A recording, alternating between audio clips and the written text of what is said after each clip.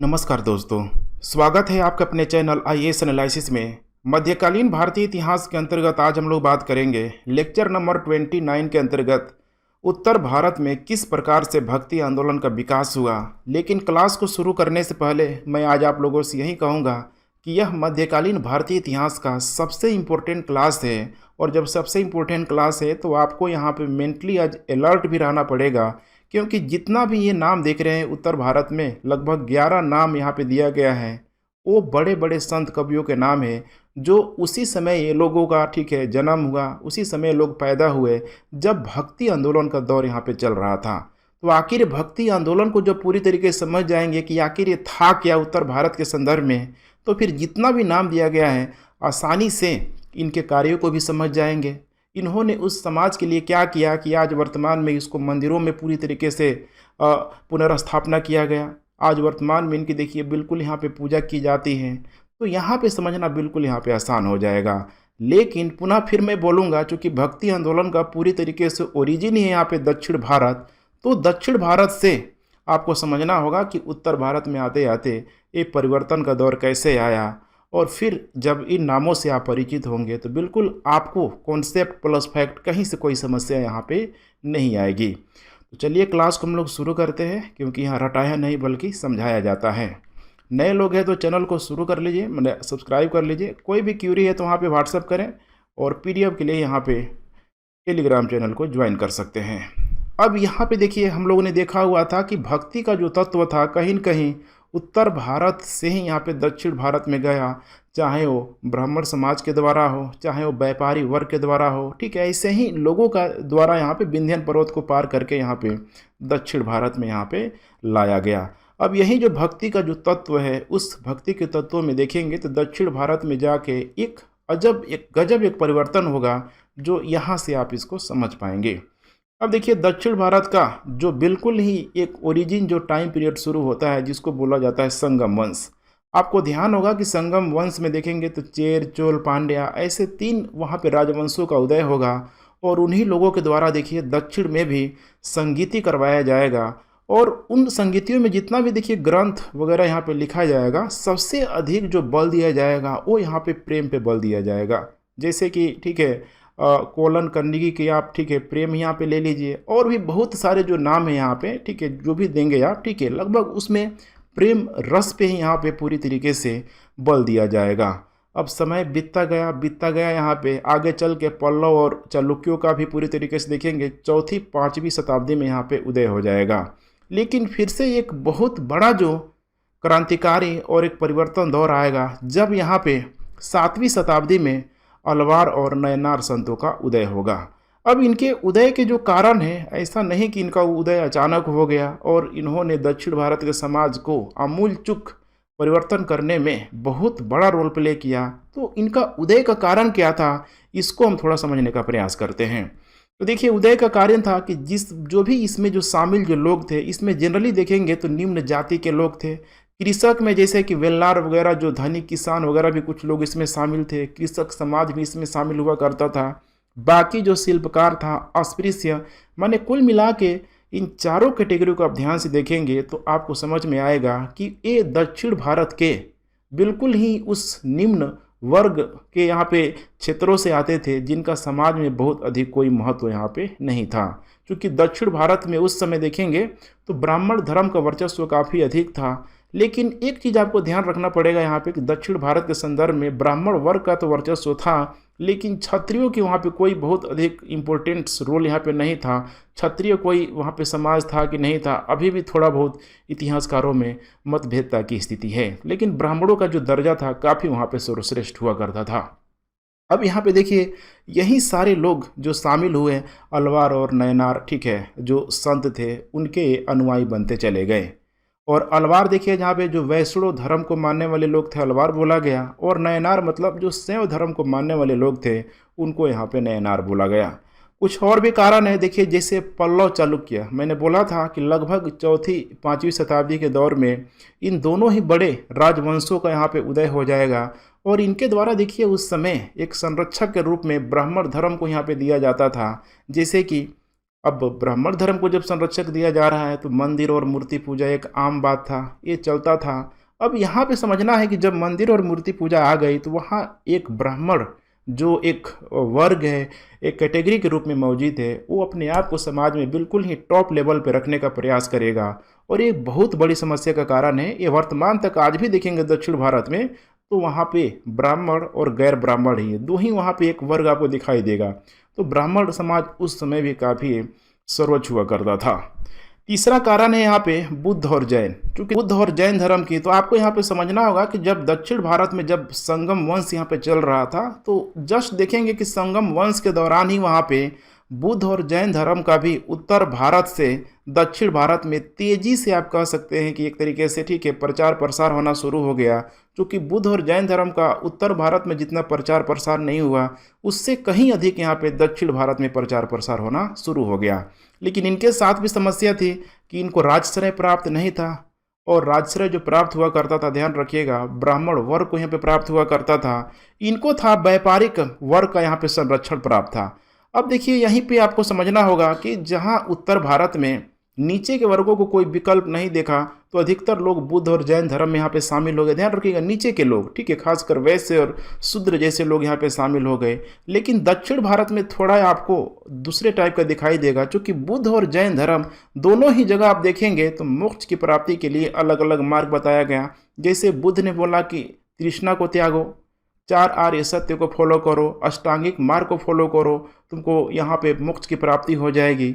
जैसे पुनर्जन्म की छुटकारा से प्राप्त करने के लिए बुद्ध का सबसे अधिक बल था किस पे? तृष्णा पे बल था कि अपनी इच्छाओं को जब तक तुम्हारे अंदर इच्छाएं जीवित रहेंगी फिर वो तुम पुनर्जन्म के चक्र में पूरी तरीके से फंस के रह जाओगे, मोक्ष की प्राप्ति तुम्हें कभी नहीं होगी। इसीलिए अपनी इच्छाओं को त्याग दो, ठीक है, तुमको मोक्ष की प्राप्ति हो जाएगी। अब यहाँ पे समझना है कि देखिए व्यापारिक वर्ग का संरक्षण था, एक ऐसो आराम जीवन जी रहा है दक्षिण भारत में।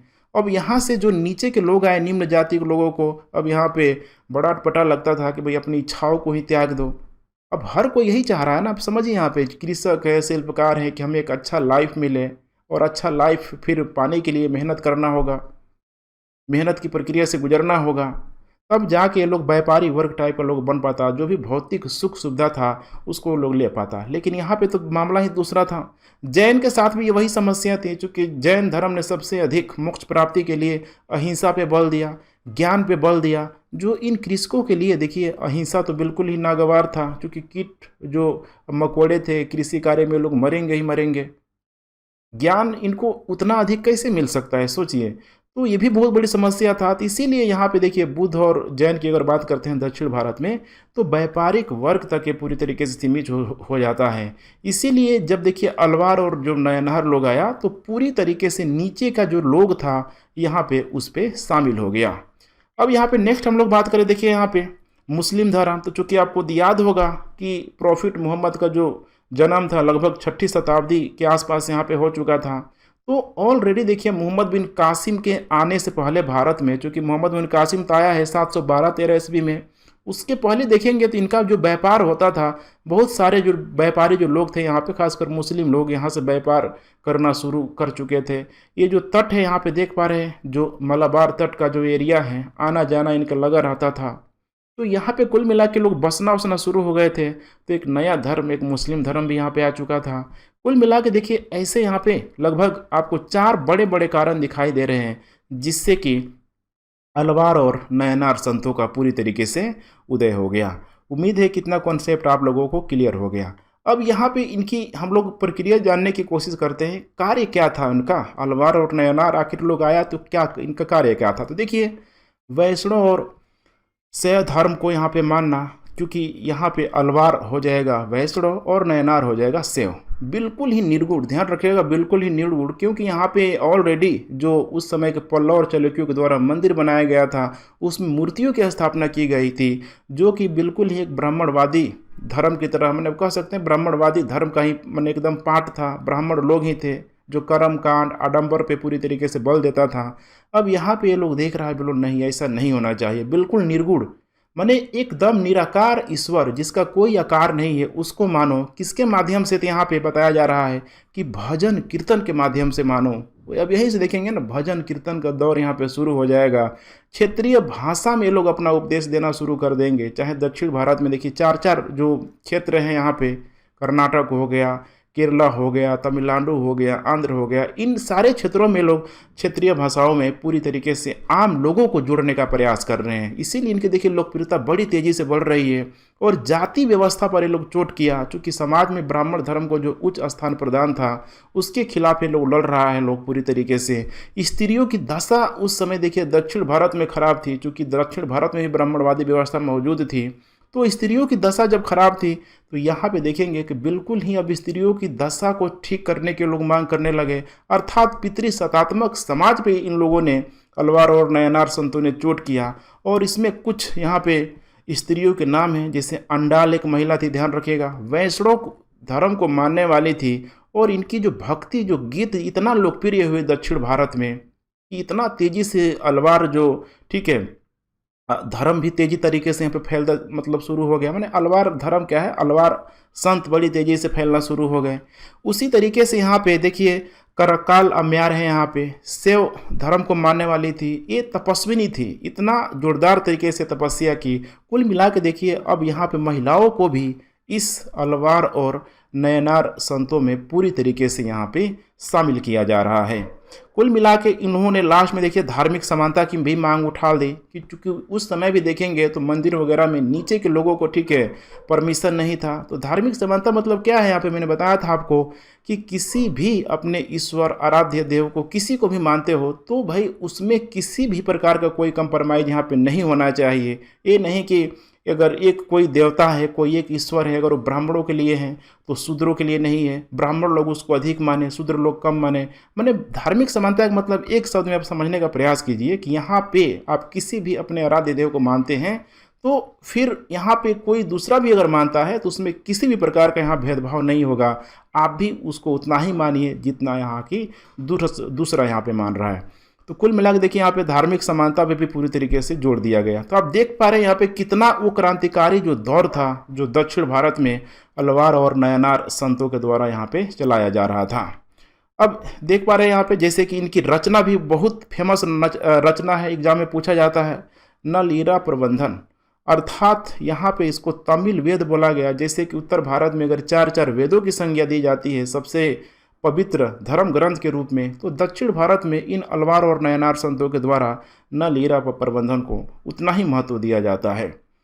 अब देखिए यहाँ पे क्या हो रहा है, नेक्स्ट 7वीं शताब्दी के बाद लगभग अब 8वीं-9वीं शताब्दी का दौर यहाँ पे आ गया। और 8वीं-9वीं शताब्दी के दौर में आपको समझना होगा कि यहाँ पे जैसे कि शंकराचार्य हो गया, शंकराचार्य की अगर बात करें तो लगभग वहीं 8वीं से 9वीं शताब्दी। अब इन्होंने क्या किया शंकराचार्य ने, तो पूरे के पूरे देखिए फिर से यहाँ पे ब्राह्मण धर्म को एक तरीके से यूनाइट करने के लिए इनके द्वारा उपनिषदीय चिंतन में पूरी तरीके से बल दिया गया। अब उपनिषद ने जो जीव और ब्रह्मा का जो कॉन्सेप्ट यहाँ पे लाया हुआ था, शुरू में ही मैंने आपको बताया हुआ था, अब उसी जीव और ब्रह्मा को लेके शंकराचार्य के द्वारा, ठीक है, बताने का कोशिश किया गया। अद्वैतवाद में शंकराचार्य का मैंने सब आपको पढ़ा दिया है कि इस अद्वैतवाद में शंकराचार्य ने साफ साफ बोल दिया जीव, ठीक है, मतलब जो जीव और ब्रह्मा है, ठीक है, एक ही है यहाँ पे, अहम ब्रह्म अस्मि, समझिए मैं ही ब्रह्म हूँ। इसका मतलब है कि हर एक जीव में यहाँ पे ब्रह्म है और हर एक ब्रह्म में यहाँ पे जीव है। तो कुछ इस टाइप का मान था यहाँ पे। मोक्ष की प्राप्ति करने के लिए यहाँ पे पूरी तरीके से इन्होंने ज्ञान पर बल दिया कि भाई तभी जाके किसी को मोक्ष की प्राप्ति होगी। अब यही बहुत सारी समस्या था, और लेकिन इन्होंने एक अच्छा काम किया कि निर्गुण चीज़ों पे बल इन्होंने भी दिया। अर्थात इन्होंने शैव को माना लेकिन बिल्कुल निराकार के रूप में। इसीलिए इन्होंने जो भी 4 मठों का स्थापना किया, देखिए 4 मठों की स्थापना किया, कहीं भी उस टाइप का जो, ठीक है, एक मतलब होता है शिव की यहाँ पे मूर्ति की स्थापना, वैसा आपको दिखाई नहीं देगा, ठीक है। वो अलग बात है कि आज, ठीक है, धीरे धीरे परिवर्तन के दौर पे वहाँ पे अगर लगा भी दिया जाएगा तो चलेगा, ठीक है। लेकिन 4 मठों की इन्होंने चारों कोनों में भारत में स्थापना किया, बिल्कुल इसी के संदर्भ में निर्गुण माने एक निराकार ईश्वर को मानते हुए मठ, समझ रहे हैं ना, मठ की यहाँ पे स्थापना की गई।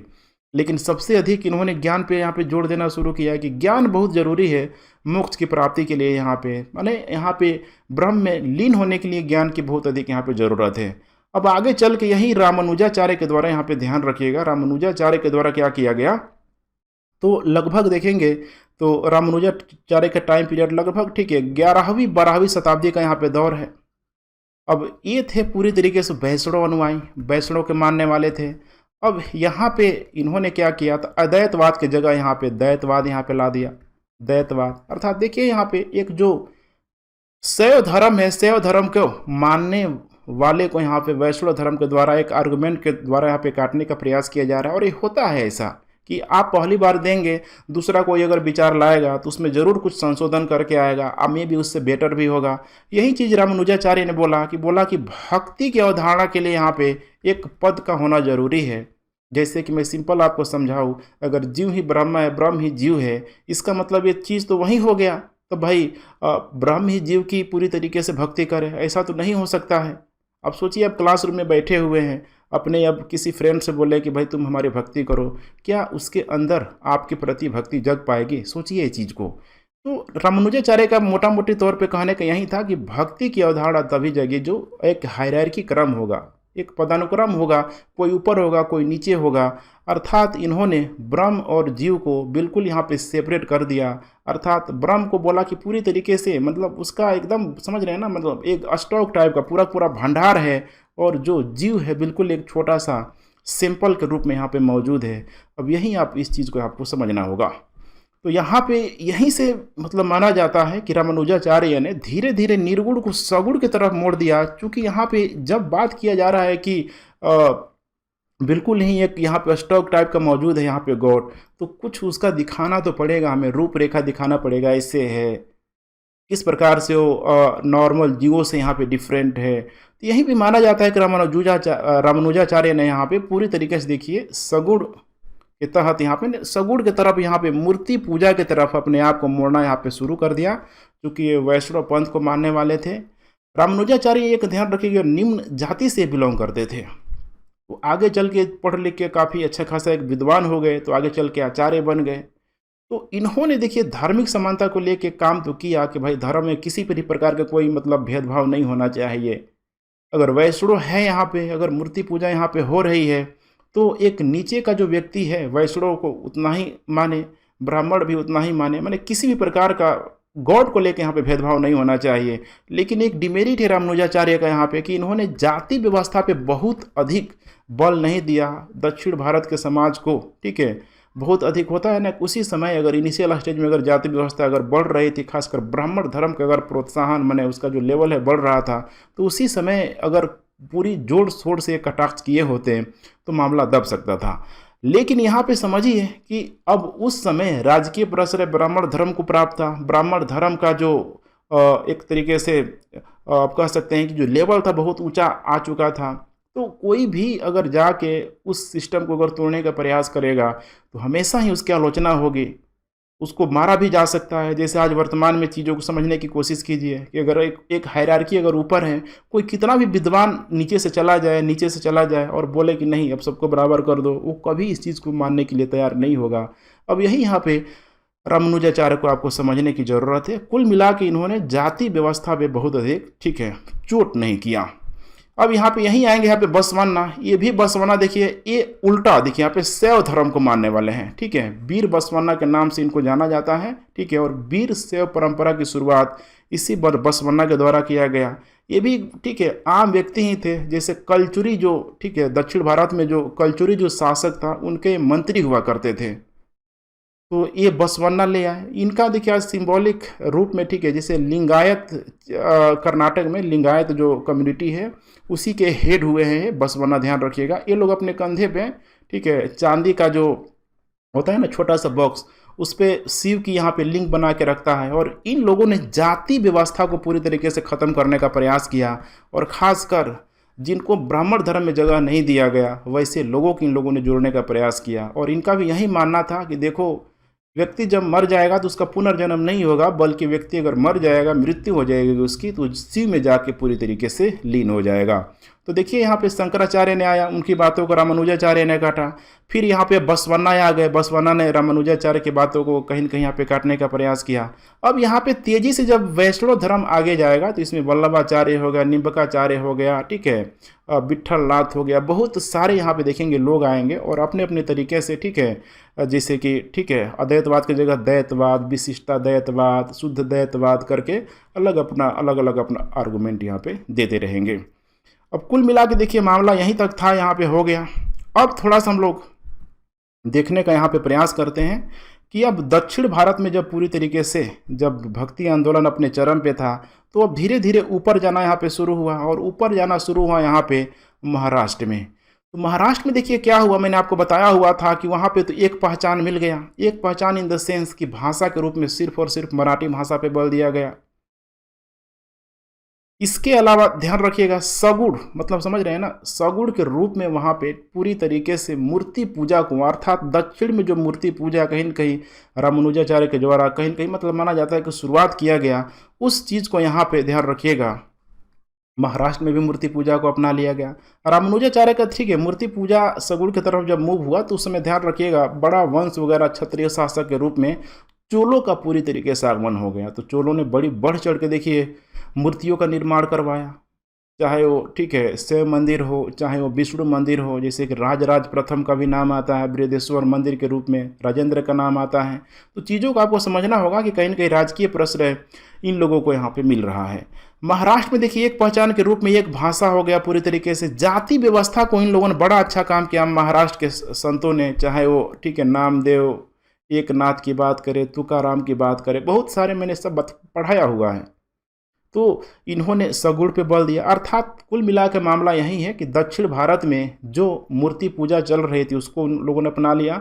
दक्षिण भारत में जिस जाति व्यवस्था को दक्षिण भारत के संतों के द्वारा नहीं खत्म किया गया, महाराष्ट्र में उस जाति व्यवस्था को पूरी तरीके से ख़त्म कर दिया। दक्षिण भारत में जहाँ कई सारी भाषाओं का, जैसे कि कन्नड़ हो गया, तेलुगु हो गया, मलयालम हो गया, तमिल जैसे भाषाओं का जन्म हो गया, लेकिन वहीं महाराष्ट्र में देखेंगे तो सिर्फ और सिर्फ मराठी ही चला।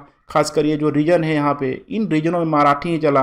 और आगे चल के देखिए यहाँ पे पूरी तरीके से शिवाजी के नेतृत्व में एक अलग मराठा राज्य की पूरी तरीके से आपको स्थापना होते हुए दिखाई देगी। अब यहीं से अब मामला थोड़ा सा चलेगा ऊपर, क्योंकि अब यहाँ पे आ गया देखिए महाराष्ट्र की तरफ। अब देखिए यहाँ पे जाएगा जब ऊपर, तो इसमें ऊपर ले जाने का जो श्रेय दिया जाता है इसी रामानुजाचार्य का एक शिष्य होंगे जिनका नाम है यहाँ पे रामानुज। ध्यान रखिएगा रामानुज बहुत ही फेमस नाम है, क्योंकि इन्होंने क्या किया रामानुज ने, तो दक्षिण से उत्तर की तरफ ले जाया। इसका मतलब बिल्कुल ये सेतु का काम कर रहे हैं, इसीलिए इनको बोला जाता है कि भक्ति आंदोलन दक्षिण से जो उत्तर ले जाने का जो श्रेय जो दिया जाता है इस रामानुज को यहाँ पे दिया जाता है। अब देखिए उत्तर भारत में जा रहा है, तो ऐसा नहीं है कि उत्तर भारत में कुछ नहीं था।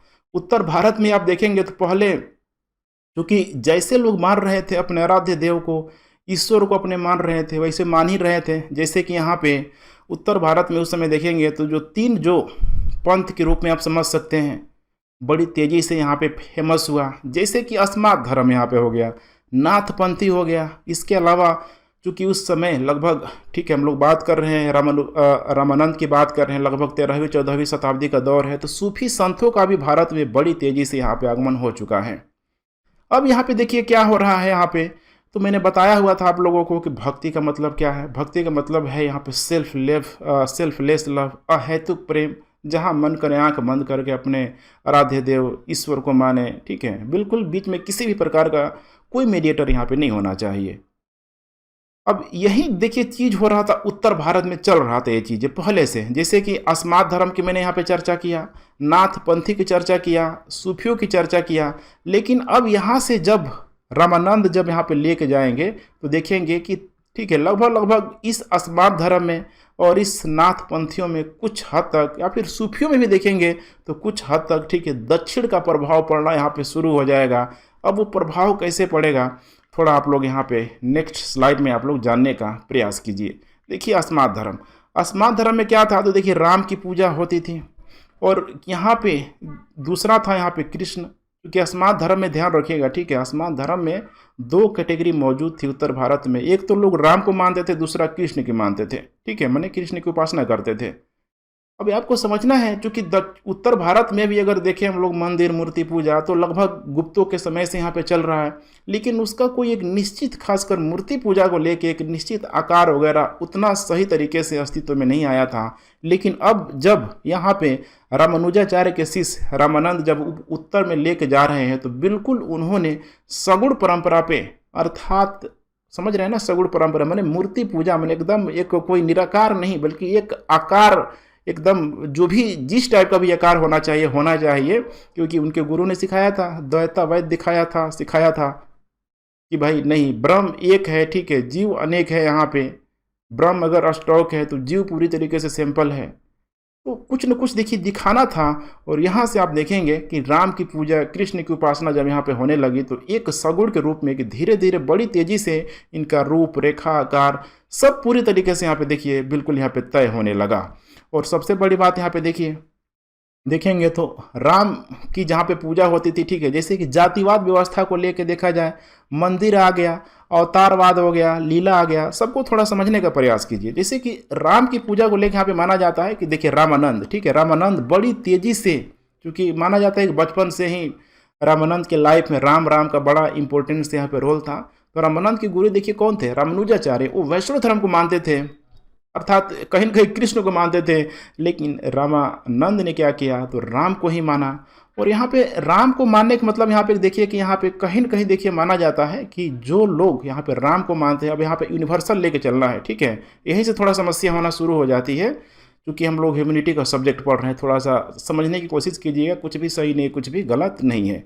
अब माना जाता है कि देखिए यहाँ पे जाति व्यवस्था पे बहुत अधिक चोट नहीं किया जाता है। जो लोग यहाँ पे राम को मानते हैं, या फिर रामानंद को आप कह सकते हैं कि रामानंद खुद यहाँ पे थे, यहाँ पे चाहते उत्तर भारत में गए तो जाति व्यवस्था पे पूरी तरीके से चोट कर सकते थे। लेकिन इन्होंने बिल्कुल अपने गुरु की तरह यहाँ पे थोड़ा बहुत, ठीक है, रामानुजाचार्य की तरह यहाँ पे नीति को अपनाया। जाति व्यवस्था बहुत अधिक चोट नहीं किया। मंदिर वगैरह पूरी तरीके से बना था और भव्य भव्य मंदिर बनना शुरू हो गया। उसमें मंदिर एग्जैक्ट, ठीक है, जो आप वर्तमान में जैसे राम को देख रहे हैं, कुछ उसी टाइप का एक माने रूप आ गया पूरी तरीके से। अवतारवाद, अलग अलग जो भी अवतारवाद की परिकल्पना की गई, ये आ गई। लीला की अवधारणा आ गई यहाँ पे कि भगवान का पुनर्जन्म होता है अलग अलग समय में, ठीक है, भगवान आते हैं और अलग अलग समय में, ठीक है, अपनी लीला को दिखाने के लिए आते हैं। जैसे कि राम का ही जन्म हुआ। तो आपको चीज़ों को समझना है यहाँ पे, ठीक है। कुल मिला के यहाँ पे मामला यही है कि देखिए मूर्ति पूजा को तो अपना लिया गया, लेकिन जातिवादी व्यवस्था पे बहुत अधिक जोर नहीं किया गया। आगे चल के देखिए इसी भक्ति परंपरा से ये निकलेंगे यहाँ पे तुलसीदास। तो तुलसीदास ने जिस प्रकार से जो रामायण लिखा, आपको तो पता ही यहाँ पे, इसीलिए तुलसीदास के रामायण को देखिए बहुत अधिक हद तक क्रिटिसाइज किया जाता है कि इस तुलसीदास के रामायण ने कहीं न कहीं यहाँ पे राम की छवि को लेकर यहाँ पे पूरी तरीके से एक जातिवाद व्यवस्था को तोड़ने का प्रयास नहीं किया।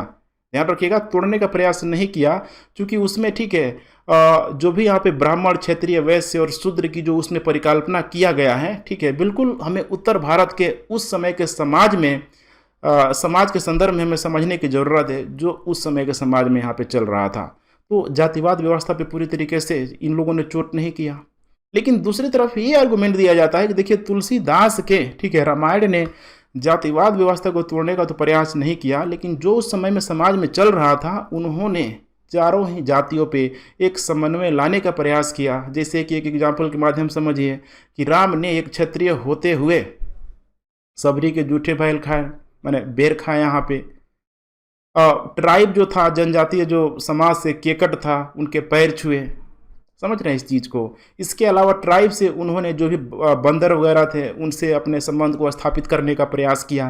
तो कुल मिला के देखिए यहाँ पे, ठीक है, यही समस्या का जड़ है, क्योंकि एक एंगल से देखेंगे तो हमेशा आपको समस्या होगा, लेकिन फाइनली निष्कर्ष यहाँ से यही निकल के आता है कि कहीं ना कहीं देखिए रामानंद लेख तो आए, लेकिन जाति व्यवस्था से थोड़ा बहुत ही कंप्रोमाइज़ करते हुए नजर आए। दूसरी बात करते हैं हम लोग कृष्ण की उपासना को लेके। तो यहाँ पे भी देखिए कृष्ण की उपासना में जैसे जातिवाद जैसे तत्वों को पूरी तरीके से यहाँ पे हटा दिया गया। मैंने हटाया नहीं तो ये लोग जैसे मतलब होता है ना, मैंने पूरी तरीके से लोग कंप्रोमाइज में नहीं किया। मैंने जातिवाद जैसे तत्वों को कृष्ण की भक्ति में एकदम मतलब ना के बराबर शामिल किया, लेकिन इन लोगों ने भी चोट नहीं किया। ध्यान रखिए, चोट नहीं किया, लेकिन थोड़ा यहाँ पे लचीला आपको दिखाई देगा। मंदिर की स्थापना हो गई, अवतारवाद यहाँ भी आ गया, लीला आ गया यहाँ पे, समझ रहे हैं ना। लीला का मतलब कि अलग अलग मतलब समय काल में भगवान लीला दिखाने के लिए आते हैं। अब इसी को चीज़ को आगे चल के देखेंगे तो 14वीं 15वीं शताब्दी में जैसे कि वल्लभाचार्य हो गया, निम्बार्क हो गया, इन लोगों ने वहीं जो वैष्णव परंपरा से जुड़े हुए थे कृष्ण की भक्ति को ही आगे बहुत ये लोग ले जाने का यहाँ पे प्रयास करेगा। और इसमें सिर्फ यही लोग शामिल नहीं होंगे बल्कि देख पा रहे हैं आगे चल के इसी कृष्ण की भक्ति से यहाँ पे चैतन्य भी जुड़ जाएंगे, मीरा भाई भी जुड़ जाएगी, सूरदास भी जुड़ जाएंगे, शंकर देव भी, पूरा पूरा शंकर देव यहाँ पे, शंकर देव असम हो जाएगा, सूरदास ठीक है उत्तर प्रदेश के क्षेत्रों में, मीराबाई राजस्थान, चैतन्य यहाँ पे बंगाल के क्षेत्रों में। मैंने एक गजब का जो लहर चला ना, तो यहाँ से एक कंक्लूजन ये भी निकल के आता है कि जितना राम भक्ति देखिए उसमें प्रचलित नहीं हुई, उससे कहीं अधिक देखिए कृष्ण की यहाँ पे भक्ति प्रचलित हो गई। क्योंकि कृष्ण की भक्ति बड़ी तेज़ी से उत्तर भारत में फैलना शुरू हो गया, मंदिर वगैरह बड़ी तेज़ी से फैलना यहाँ पे मतलब बनना वगैरह शुरू हो गया। और इसीलिए ठीक है अब वर्तमान में देखेंगे तो हर जगह मैंने कृष्ण की कला को लेके, चाहे आप मधुबली कर ले, बनी हट्टी कर ले, मैंने जो भी क्षेत्रीय कलाओं में सबसे अधिक जो इम्पोर्टेंस कृष्ण को ही दिया जाता है। और दिया भी क्यों नहीं जाएगा, कृष्ण में एक अलग ही ठीक है एक श्रृंगार रस का यहाँ पे भाव है, राधा है ठीक है, प्रेमी प्रेमिका का भाव है यहाँ पे ठीक है, समझ रहे इस बात को लेके, उसमें होली का भाव है। तो पूरा का पूरा जो एक समाज के स्तर पे जो चलने वाली चीज़ें थी वो सारा यहाँ पे कृष्ण की भक्ति पे यहाँ पे मिल गई। इसीलिए देखिए यहाँ पे राम की मंदिर भी देखेंगे तो गिने चुने जगहों पे ही आपको दिखाई देगा। आमतौर पे जहाँ पे कृष्ण की मंदिर वगैरह है वहाँ पे कहीं छोटे रूप में राम के ठीक है मूर्ति को भी पूरी तरीके से स्टेबलाइज करने का प्रयास किया जाता है। अब तो मामला यहाँ तक ठीक था, कंक्लूजन यहाँ पे भी फिर मैं बता रहा हूँ कि जातिवाद व्यवस्था से ठीक है इसने चोट नहीं किया, बल्कि कहीं न कहीं देखेंगे तो ये एकदम मतलब मौन टाइप का रह गया ठीक है। जैसे कि जो रामानुजाचार्य थे वो रह गए, इस पे कृष्ण में ठीक है इन लोगों ने पूरी तरीके से जातिवाद व्यवस्था पे ना मौन रहा, ना ये लोग पूरी तरीके से उसका क्रिटिसाइज किया। हमने जो आ रहा है सब आने दो, कुछ इस टाइप का था। थोड़ा सा जातिवाद को लेके कृष्ण की उपासना करने वालों में थोड़ा सा आपको एक लचीलता आपको दिखाई देगी। अब सबसे खतरनाक आ रहा है यहाँ पे नाथ पंथ, क्योंकि उस समय देखेंगे यहाँ पे तो नाथ पंथ, देखिए नाथ पंथ का जो उस समय अगर देखेंगे तो लगभग नाथ पंथ के समय ब्राह्मण धर्म, ध्यान रखिएगा, ब्राह्मण धर्म प्लस हम इसमें क्षेत्रीय को भी शामिल करें, बड़ी तेजी से इनका वर्चस्व आगे जा रहा था। अर्थात कुल मिला के जातिवाद जो व्यवस्था थी उस समय बिल्कुल ही यहाँ पे अनबैलेंस हो चुका था। नाथ पंथ की उत्तर भारत में बहुत बड़ा रोल है, क्योंकि नाथ पंथ में जितने भी लोग जुड़े, महाराष्ट्र टाइप का निम्न वर्ग के लोग ठीक है, निम्न वर्ग चाहे वैश्य हो, शूद्र हो, अस्पृश्य लोग हो, वही सारे लोग यहाँ पे जुटते चले गए। और उन लोगों ने नाथपंथियों ने एक समाज को एक अलग दिशा ही दिखा दी, खासकर उत्तर भारत में, कि इन दोनों पे यहाँ पे ये लोग चोट करते हुए नजर आया। लेकिन आपको समझना ये भी है कि तुरंत ही देखेंगे तो लगभग 12वीं 13वीं शताब्दी के दौर में यहाँ पे भारत में पूरी तरीके से दिल्ली सल्तनत की स्थापना हो जाएगी। और दिल्ली सल्तनत की स्थापना ने धीरे धीरे ब्राह्मणों की कमर को तोड़ दिया, क्षत्रियों की कमर को तोड़ दिया। क्योंकि यहाँ पे दिल्ली सल्तनत की स्थापना ही हुई तो मुस्लिम शासकों ने क्षत्रिय शासकों को पराजित करके ही, खासकर देखिए मोहम्मद गोरी के द्वारा पृथ्वीराज चौहान को पराजित करके ही दिल्ली सल्तनत की यहाँ पे ठीक है स्थापना का मार्ग पूरी तरीके से प्रशस्त हुआ।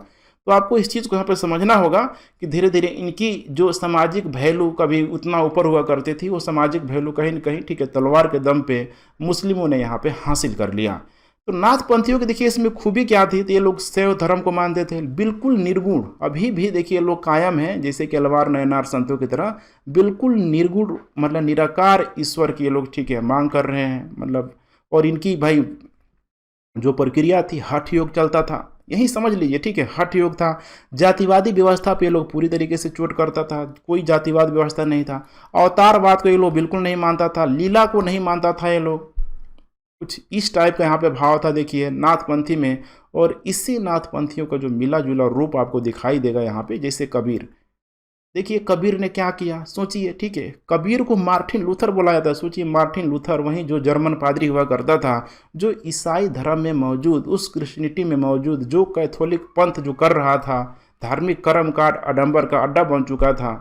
सोचिए मार्टिन लूथर ने क्या किया, तो प्रोटेस्टेंट का पूरी तरीके से जनक बन गया, ईसाई धर्म में एक सुधारवादी आंदोलन ले आया। ठीक वही चीज़ देखिए आपको समझना होगा, उस 15वीं-16वीं शताब्दी के दौर में कबीर यहाँ पे कर रहे थे। लेकिन यही समझना है कि उसके लिए समाज को, ठीक है, जो सुधार हो रहा है समाज को अपनाने की प्रक्रिया से गुजरना होगा। लेकिन जब यहाँ पे कबीर भी आएंगे आप देखेंगे तो पूरी तरीके से, चूँकि भारत में मुस्लिमों का तो पूरी तरीके से कंट्रोल था ही यहाँ पे, लेकिन यहाँ पे ब्राह्मण और क्षत्रिय, वैश्य और शूद्र की अगर हम लोग बात करें यहाँ पे, तो ये जिस जातिवाद व्यवस्था को ख़त्म करने की ये मांग कर रहे थे, शायद उस व्यवस्था को, ठीक है, ऊपर के वर्गों के द्वारा पूरी तरीके से स्वीकार यहाँ पे नहीं किया गया। अगर बिल्कुल ही अगर मार्टिन लूथर टाइप अगर वहीं पे मैंने भारत के संदर्भ में भी अगर स्वीकार कर लिया गया होता तो आज बहुत हद तक जातिवाद जैसा मामला मतलब दब गया होता या फिर कमज़ोर हो गया होता।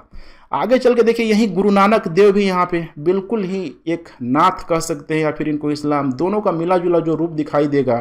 देखिए, नाथ और दूसरा इस्लाम, क्योंकि नाथ में क्या है तो बिल्कुल निर्गुण ईश्वर। कबीर यही भी वो बोल रहे हैं, कबीर भी यहाँ पे बिल्कुल देखिए यहाँ पे निर्गुण ईश्वर की उपासना पे बल दे रहे थे। ये हिंदुओं को भी नहीं छोड़े कबीर, मुस्लिमों को भी नहीं छोड़े। सोचिए, क्योंकि इनका आर्गुमेंट था हिंदुओं को लेके भी कि भाई पत्थर को लोग पूजते हैं, ठीक है, तो पत्थर को पूजने से अगर भगवान मिल जाएंगे तो मैं पहाड़ को ही पूज दूंगा। मुस्लिमों को भी नहीं छोड़ रहे हैं कबीर कि क्या मुल्ला तुम्हारा खुदा बहरा है जो तुमको सुबह सुबह चिल्लाना पड़ता है।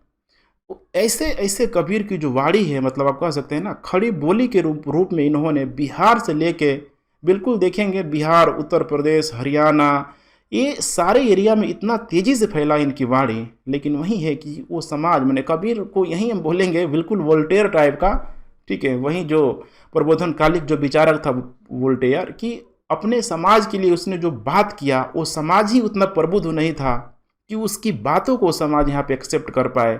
ठीक वही हाल था कबीर। कबीर ने जो बात बोला शायद वो समाज ही इनकी बातों को, समझ रहे हैं ना, मतलब उतना उस समाज का एक जो दिमाग था खुला ही नहीं था कि कबीर की बातों को समझ पाता। तो ये आपको समझना है। और गुरु नानक की हम लोग बात कर रहे, देखिए यहाँ पे गुरु नानक ने भी बिल्कुल ही निर्गुण ईश्वर पे बल देना शुरू किया, अर्थात नाथ प्लस इस्लाम। अब यहीं से माना जाता है, यही बहुत बड़ी समस्या का कारण होता है सिख धर्म में, चूँकि भारतीय परंपरा में ये भी एक बहुत बड़ी परंपरा शामिल है कि जो लोग समाज को जगाने का प्रयास करते हैं, अच्छे काम करते हैं, अगर उनकी बातों को बहुत बड़ी जनता ने, ठीक है, अगर पसंद कर लिया तो फिर वही हाल होगा जैसे बुद्ध और जैन का हुआ कि उनके मरने के बाद फिर उनको भगवान ही बना दिया जाएगा। गुरु नानक देव के साथ भी यही हुआ। इनके अनुयायियों ने, ठीक है, इन्होंने जिस जातिवाद व्यवस्था पे चोट किया, निर्गुण ईश्वर की उपासना पे बल दिया, समझ रहे हैं ना, तो फिर इनके जाने के बाद पूरी तरीके से इनके अनुयायियों ने एक पूरी तरीके से मैंने कह सकते हैं ना सिख धर्म की पूरी तरीके से स्थापना कर दी। अब चूंकि सिख धर्म में इस्लामी तत्व शामिल है, अब इस्लामी तत्व कहाँ से मिलेगा तो सूफियों से मिलेगा। देखिए यहाँ पे क्या हो रहा है, चूँकि सूफी भी लोग आया तो बिल्कुल नहीं देखेंगे तो निर्गुण ईश्वर पे पूरी तरीके से बल देगा। इस्लाम में तो है ही है, देखिए आज भी प्रोफेट मोहम्मद का, ठीक है, अगर कहीं गलती से कार्टून बन जाए तो वहाँ पे गला काट दिया जाता है। तो समझना है चीज़ का कि मुस्लिम में भी ये भी चीज़ है, निर्गुण ईश्वर पे बल देना। और यहाँ पे जब सूफी लोग जब भारत में आया जिस तरीके से, तो ये लोग भी बिल्कुल ही एक रहस्यवादी परिकल्पना पे बल दे रहा है, अर्थात उस ईश्वर, उस अल्लाह, उस खुदा और एक आम जन के बीच बिल्कुल ही कोई मीडिएटर नहीं होना चाहिए, कोई यहाँ पे शरिया नहीं होना चाहिए, समझ रहे हैं ना, मतलब कोई शरीयत कानून नहीं, कोई काजी नहीं यहाँ पे होना चाहिए। बिल्कुल वो अपने आप को ईश्वर से यहाँ पे कनेक्ट कर सकता है। अब यही जो मूलभूत चीज़ें आपको समझना होगा कि गुरु नानक देव के द्वारा यही तो चीज़ करने का प्रयास किया गया, तो बहुत बड़ा समस्या के कारण बनेगा इस इस्लाम को लेके। और यही कारण है कि जब आगे चल के जब मुग़लों का, ठीक है, भारत में जब यहाँ पे आगमन होगा, खासकर हमको समझना होगा उस जहांगीर के समय, उस औरंगजेब के समय, जो कि बोलता था कि खासकर औरंगजेब कि सारे के सारे सिखों को मुस्लिम धर्म यहाँ पे कबूल करवा देना है। ऐसा भूलने का बहुत बड़ा कारण है ना यहाँ पे कि सिखों में देख पा रहे हैं इस्लाम धर्म का तत्व पूरी तरीके से शामिल था। और यहाँ पे नाथ ही नहीं है, बल्कि इसमें देखेंगे तो जितने भी इधर के जो भी अच्छी अच्छी जो रचनाएँ किया गया, जैसे सूरदास वगैरह हो गया, अच्छी अच्छी रचनाओं को भी जो सिखों का जो धर्म ग्रंथों में पूरी तरीके से शामिल भी किया, जिसको आदि ग्रंथ के नाम से भी जाना जाता है। उम्मीद है कि इतना कॉन्सेप्ट आपको क्लियर हो गया होगा। और ये भी आप देख रहे हैं कि कौन लोग किस किस धारा में, जो भी ऊपर मैंने 11 ठीक है संतों का नाम लिखा था, वो कॉन्सेप्ट आपको क्लियर हो रहा होगा। अब यही था कॉन्सेप्ट, मूल चीज़। अब आइए बात करते हैं हम लोग एक एक संतों की यहाँ पे। जैसे कि नंबर 1 हो जाएगा रामानंद। देखिए यही है रामानंद, यहाँ पे देख पा रहे हैं। शुरू से माना जाता है कि इनके जो देख रहे हैं ना, इनके कपाट पे एक जो चिन्ह था इनके जन्म से ही ये था, ठीक है। तो यही है रामानंद। जन्म माना जाता है कि 1299 में, ठीक है, इलाहाबाद में हुआ था। चूँकि अब इलाहाबाद तो प्रयाग हो गया। भारतीय इतिहास के संदर्भ में अगर देखा जाए तो इन्होंने धर्म, संस्कृति तथा समाज को उस ऊंचाई तक ये ले जाने का प्रयास किया जब उस समय बहुत ही हरास का काल था। क्योंकि समझना होगा कि 1299 में दिल्ली सल्तनत की स्थापना हो गई थी, और दिल्ली सल्तनत की स्थापना होने का मतलब है कि मुस्लिम शासक दिल्ली पे पूरी तरीके से कंट्रोल कर चुका था सब, और एक धर्मांतरण, समझ रहे हैं ना, एक मास लेवल पे हिंदुओं का धर्मांतरण की प्रक्रिया भी चल रहा था। और अब धर्मांतरण की प्रक्रिया देखिए दो ही तरीके से होता था, एक तो तलवार के दम पे, और दूसरा, ठीक है, संसाधनों के बल पे। या तो भाई तलवार के दम पे कर लो, या नहीं तो फिर अगर कोई गरीब व्यक्ति है, सोचिए कोई शूद्र है, वैश्य है, उसको खाने पीने का भरपेट भोजन नहीं मिल रहा, अगर कोई उसको एक मुस्लिम बोल रहा है कि नहीं भाई ये करो, हमारे अल्लाह ये दे रहे हैं, देखो हमें कभी भूखा पेट नहीं रहने देते, तो उसको भी लगेगा कि हमें भी अल्लाह को मानना चाहिए, अर्थात उसका कन्वर्जन हो जाएगा पूरी तरीके से हिंदू धर्म से मुस्लिम धर्म में। तो ये वही हरास का काल है। और इन्होंने क्या किया, तो उत्तर भारत में धर्मांतरण की प्रक्रिया को बहुत हद तक रोकने का प्रयास किया, क्योंकि इनकी जो विचारधाराएं थी बिल्कुल एक प्रज्वलित, समझ रहे हैं ना, एक जो आकार रूप में ईश्वर की परिकल्पना के रूप में, सगुण ईश्वर की परिकल्पना के रूप में इन्होंने उत्तर भारत में स्टेबलाइज करने का प्रयास किया। इनके गुरु थे, देखिए यहाँ पे रामानुज, पता है आपको, ठीक है। रामानुज विष्णु के स्थान पे इन्होंने राम भक्ति को पूरी तरीके से आरंभ किया। और यहाँ पर ध्यान रखिएगा, इनको सांस्कृतिक आंदोलन का नवजागरण के रूप में भी जाना जाता है। धर्मांतरण की प्रक्रिया माना जाता है कि उस समय बहुत हद तक अवरुद्ध हो गई, जो कि खासकर उस समय मुस्लिमों के द्वारा करवाया जा रहा था। उत्तर भारत में इनको पहला संत माना जाता है, पहला संत की उपाधि से भी नवाजा जाता है रामानंद को। और इसीलिए बोला जाता है कि इन्होंने एक सेतु का काम किया, अर्थात मध्य युग का धार्मिक आंदोलन माना जाता है कि इसी रामानंद के समय से ही, या फिर रामानंद के द्वारा ही प्रारंभ किया गया। अब देखिए नेक्स्ट यहाँ पे इनका जो उपदेश था, चूंकि देखिए उत्तर भारत में भी देखा जाए तो अभी भी संस्कृत को काफ़ी महत्व दिया जा रहा था, लेकिन इन्होंने संस्कृत के स्थान पे देखिए हिंदी पे बल देना शुरू किया।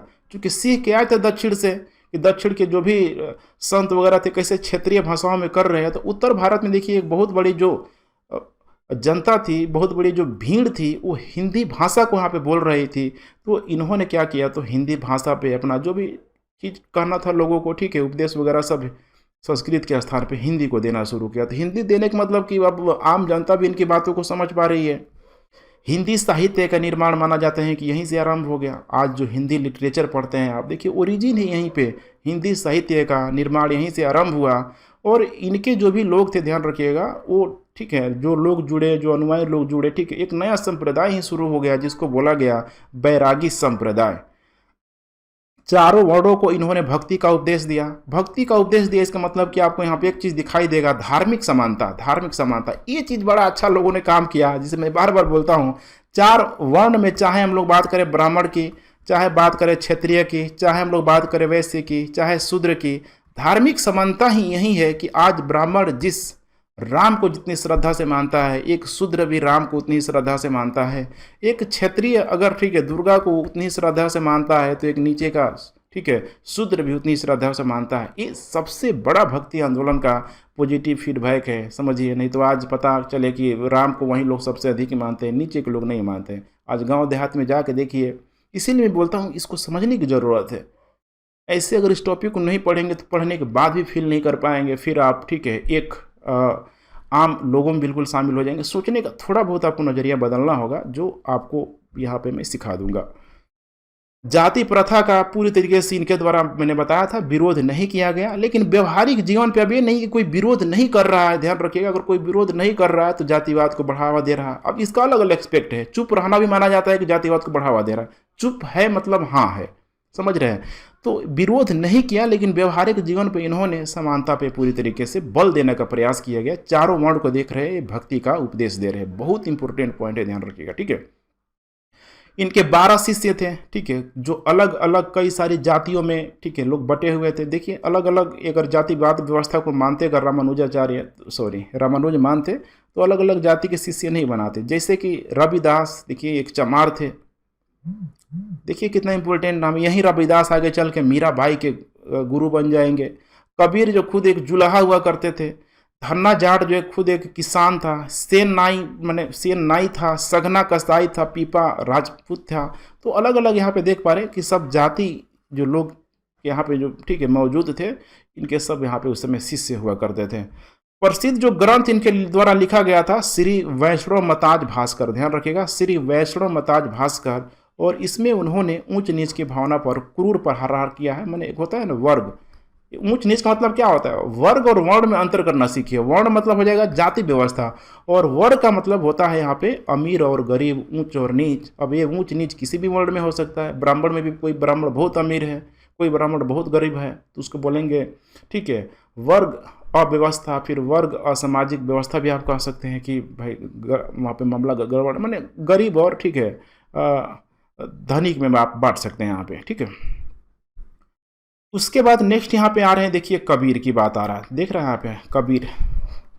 अब देखिए यहाँ पे देख पा रहे हैं कबीर जुलाहा, देखिए यहाँ पे तो कबीर है यहीं है 1440 से लेकर 1510 तक। अब देखिए डेट और मृत्यु को लेकर चूंकि बहुत अधिक इतिहासकारों में एक मत्ता नहीं है, पूछा भी नहीं जाता है, ठीक है, तो ध्यान रखिएगा आप लोग। देखिए, ठीक है, यही है यहाँ पे कबीर, देख पा रहे एक जुलाहा। अब थोड़ी सी कबीर की कहानी को आप लोग जान लीजिए। देखिए कबीर एक जुलाहा परिवार से बिलोंग करते थे, और उस समय माना गया कि जुलाहों की स्थिति देखिए बहुत खराब थी, क्योंकि जुलाहा लोग शुरू में हिंदू था, और जुलाहा की जो category Hindu in the sense समझ रहे हैं ना, मतलब यहाँ पे ब्राह्मण धर्म में, ठीक है, जैसे सबसे जो तीसरा जो चौथा माने इनकी स्थिति निम्न जाति में थी। जुलाहों की स्थिति बहुत इनकी खराब हुआ करती थी, बड़ा इनको अधिक सामाजिक वैल्यू भी नहीं था। तो माना जाता है कि आगे चल के जो जुलाहा का जो कैटेगरी था उस समय निम्न जाति का जो लोग था, इनको लगा कि मुस्लिम धर्म बड़ा अच्छा है, ठीक है, तो ये लोगों को लगा कि मुस्लिम धर्म में जाएंगे हमें सामाजिक समानता मिलेगी। लेकिन जो मुस्लिम धर्म बात कर रहा था कि भाई हम भारत में अगर आ गए हैं तो यहाँ के जातिवाद व्यवस्था को ख़त्म कर देंगे, वो भी मुस्लिम धर्म देखेंगे तो भारत में आके धीरे धीरे मुस्लिम धर्म भी उपजातियों में बट गया। समझिए इस चीज़ को। अब इसीलिए माना जाता है कि देखिए जुलाहा लोग तो उस समय हो गया, लोग धर्मांतरण की प्रक्रिया से मुस्लिम धर्म में शामिल हो गया, लेकिन इनकी भी वहाँ भी उस समय उनकी स्थिति अच्छी नहीं थी। अब यही जो कबीर है, देखिए ध्यान रखिएगा, इस जुलाहा फैमिली से बिलोंग करते थे, और इन्होंने दोनों को धो डाला, मतलब हिंदुओं को भी धोया, मुसलमानों को भी खूब धोया, ठीक है। तो जन्म है इनका 1440 में वाराणसी माना जाता है। मृत्यु हुआ है 1510 में मगहर में। मगहर में पूछा जाता है, ठीक है, याद रखिएगा मृत्यु कहाँ हुई, टाइम नहीं पूछेगा, जगह जरूर पूछ लेगा।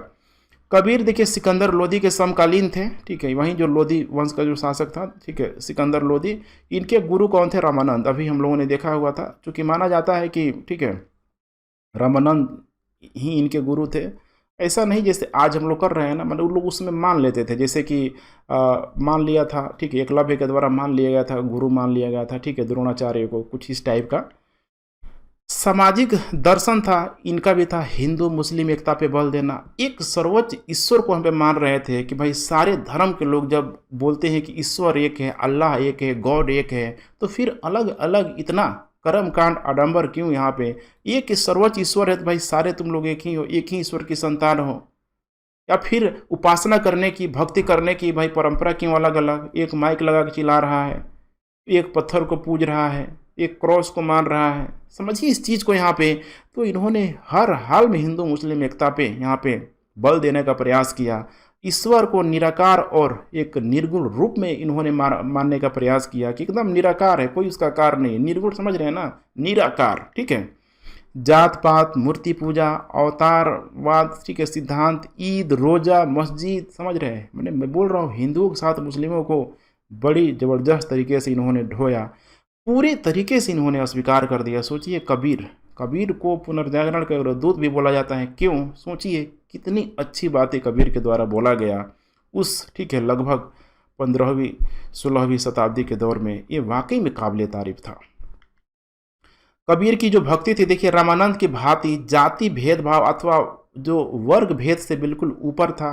कबीर बिल्कुल डरने वाले नहीं थे। यहाँ पे बिल्कुल वन मैन आर्मी की तरह ये यहाँ पे प्रस्तुत कर रहे हैं अपने आप को। इसीलिए इनके अनुयायियों को देखिए कबीरपंथी कहा गया। उनका जो लेखन था सिखों के आदि ग्रंथ में देखने के लिए मिलता है, ठीक है। मैंने बताया था जैसे गुरु नानक देव ऐसा नहीं कि आज आए और अचानक अपने ही बल पे सब कर लिए, ठीक है। उन्होंने भी अलग अलग लोगों के द्वारा जो कृतियों को कंपाइल करना शुरू किया, एक साथ शामिल करना शुरू किया।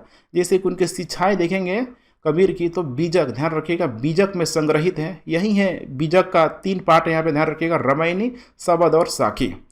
जैसे रामायणी का अर्थ हो जाएगा रामायण में चौपाई और दोहा। देखिए मैंने ऐसा चौपाई और दोहा है कि पढ़ के आपको मजा आ जाएगा, ठीक है, एकदम, ठीक है, ब्रज भाषा और पूर्वी बोली के रूप में। दूसरा है शबद, मतलब शब्द, गेय पद बोला जाता है। साक्षी हो जाएगा दोहा। नंबर 1 बहुत इंपॉर्टेंट है रामायणी, मतलब रामायण में यहाँ पे जो भी, ठीक है, चौपाई और दोहा लिखा गया है बहुत खतरनाक है, ठीक है। बाकी देख पा रहे भाषा का स्तर पर देखिए, ब्रज भाषा हो गया, राजस्थानी हो गया, सब ये उत्तर भारत में देखेंगे तो तेजी से लोग प्रचलित हुए। लेकिन यही प्रचलित हो रहे हैं उस समय ऑलरेडी देखिए मुस्लिम शासकों का भारत में आगमन था, लोधी वंश आ चुका है, दिल्ली सल्तनत आ चुका है, क्षत्रिय शासक भी अपने मतलब क्या बोलते हैं कि अस्मिता की लड़ाई के लिए भी लड़ रहे हैं। तो उस समय देखिए कबीर का आना रहना समाज में जगाने का प्रयास कर रहे हैं। शायद वही मैं बोलता हूँ ना कि कबीर जिस दौर में आए शायद वो दौर ही उतना प्रभुत्व नहीं था, उतना सोचने योग्य नहीं था, वरना इनकी बातें तो फिर एक एक बात गोल्डन वर्ड था। निर्गुण भक्ति धारा को लेकर देखिए, संत होकर भी एक गृहस्थ बने, निर्गुण भक्ति धारा भी बोल देते थे, संत होकर भी एक गृहस्थ बने, इसीलिए इनको माना गया साम्यवादी विचारधारा। चूंकि आज यही है साम्यवादी, कम्युनिस्ट का नाम सुनते ही कितने लोग भड़क जाएंगे। थोड़ा समझने का प्रयास कीजिए, ठीक है, कि वाकई में कम्युनिस्ट विचारधारा यहाँ पे है क्या। ये नहीं कि चाइना कम्युनिस्ट है, रसिया कम्युनिस्ट है, कम्युनिस्ट जैसा तो मतलब जो विचारधारा है वो किसी का है ही नहीं यहाँ पे, लेकिन उसकी आइडियोलॉजी को हर जगह मिस किया गया है। हर जगह कम्युनिस्ट विचारधारा को बिल्कुल एक मोनार्ची सिस्टम में ले जाके, एक तानाशाही व्यवस्था में ले जाके जोड़ दिया गया है। तब वो थोड़े हुआ, वो तो विचारधारा से भटक गया। तो चीज़ों को यहाँ पे समझना है। यहाँ पे हजारी प्रसाद द्विवेदी ने इनको मस्त मौला आदमी कहा कि भाई कबीर एकदम मस्त मौला आदमी थे उस समय के, ठीक है।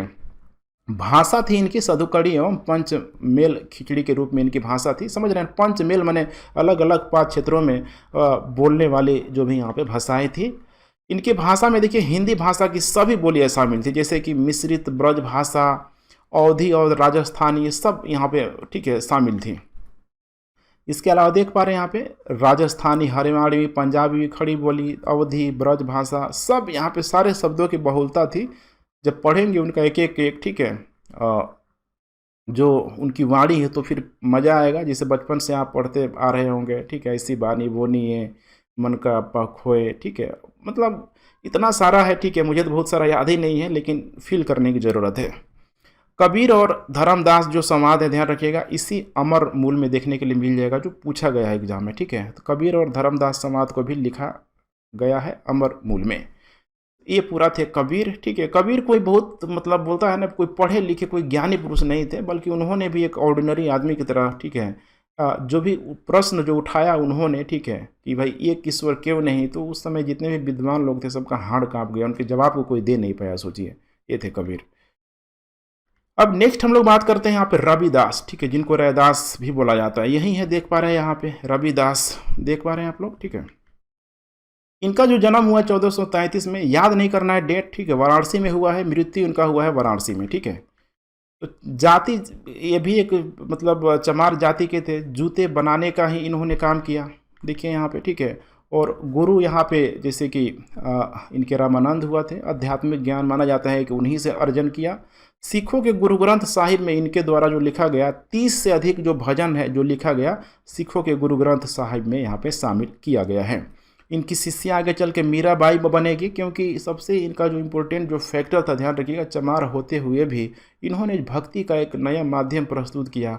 और चूंकि निचली जाति से थे तो जातिवाद व्यवस्था पे भी इन्होंने भी चोट करने का प्रयास किया, सामाजिक समता पे पूरी तरीके से बल देने का प्रयास किया। भक्ति भावना से बहुत प्रभावित हुई थी। मानव सेवा ही इनके लिए सच्चे अर्थों में रियल जो सेवा थी, मानव सेवा, ठीक है, किसी प्रकार का कोई भेदभाव नहीं। इनको उपाधि दिया जाता है सदगुरु अथवा जगत गुरु की यहाँ पे उपाधि भी दिया जाता है। रायदासी संप्रदाय था, जो भी इनके, ठीक है, अनुयायी थे वो रायदासी संप्रदाय से बिलोंग करते थे। मैंने इन्होंने जो संप्रदाय चला रायदासी संप्रदाय, ठीक है। उसके बाद नेक्स्ट यहाँ पे दादू दयाल, देखिए ठीक है, यही है दादू दयाल, देख रहे हैं, देखिए दादू दयाल। जन्म इनका हुआ है 1544 में अहमदाबाद, ये भी एक जुलाहा के यहाँ ही जन्म लिए, सोचिए। मृत्यु इनका हुआ है नारायणा राजस्थान में, ध्यान रखिएगा, नारायणा राजस्थान में। इनके अनुयायियों को ध्यान रखिएगा, दादू जो पंथियों का मुख्य केंद्र बना, अभी यही जो नारायणा का जो क्षेत्र है दादू पंथियों का मुख्य केंद्र के रूप में अभी एस्टेब्लाइज है, वहाँ अच्छे खासे दादू पंथी आपको देखने के लिए मिल जाएंगे। कबीर के अनुयायी जो कि एकदम बिल्कुल ही एक निर्गुण भक्ति को इन्होंने पूरी तरीके से अडॉप्ट किया, इन्होंने निर्गुण भक्ति को ही माना, क्योंकि कबीर के अनुयायी के रूप में इनको भी यहाँ पे जाना जाता है। दया, दीनता, करुणा, क्षमाशील, असंतोष, ये सारे चीज़ इन पे मौजूद थे, इसीलिए इनको दादू दयाल बोला गया। माने दयालु व्यक्ति थे, दयालु माने दादू दयाल, ध्यान रखिएगा, ठीक है।